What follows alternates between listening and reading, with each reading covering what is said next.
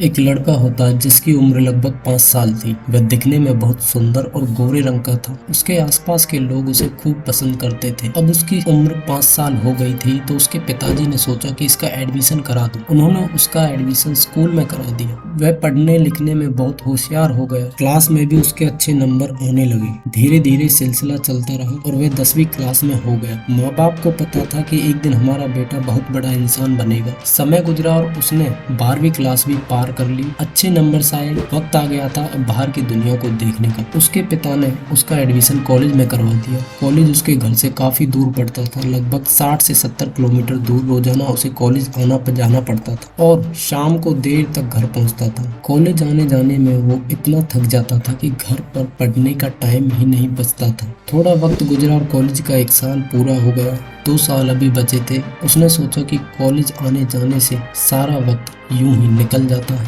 पढ़ाई पर कंसंट्रेशन ही नहीं हो पाता। इस तरह तो मैं कुछ नहीं सीख पाऊंगा।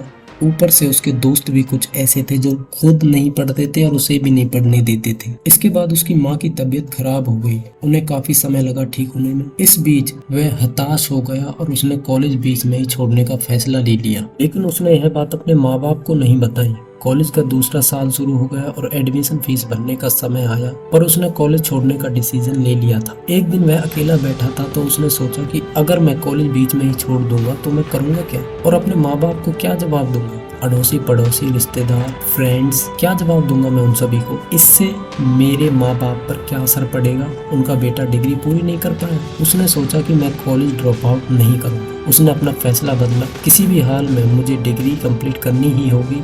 कॉलेज का दूसरा साल शुरू हुआ और उसने कॉलेज जाना स्टार्ट कर दिया। फिर भी उसके सामने वही बड़ी समस्या ट्रैवलिंग की, क्योंकि कॉलेज उसका 60 से 70 किलोमीटर पड़ता था उसके घर से। जितना टाइम वह कॉलेज में पढ़ता था उतना ही टाइम उसे ट्रैवल करने में लग जाता था। इसके कारण वह कॉलेज कम जाने लगा। इससे उसकी अटेंडेंस शॉर्ट पड़ गई और वह सिलेबस भी कंप्लीट नहीं कर पाया और वह कई सब्जेक्ट्स में फेल हो गया। वह बिल्कुल निराश होकर बैठ गया क्योंकि वह जिंदगी में पहली बार फेल हुआ था। उसका हौसला और उम्मीद अब दोनों टूट गए थे। सो गाइस, ये था पार्ट 1। पार्ट 2 देखने के लिए हमारे साथ बने रहिए। फिर मुलाकात होगी अगली वीडियो में और कमेंट में बताएं कॉलेज बॉय की प्रॉब्लम का सॉल्यूशन क्या होगा।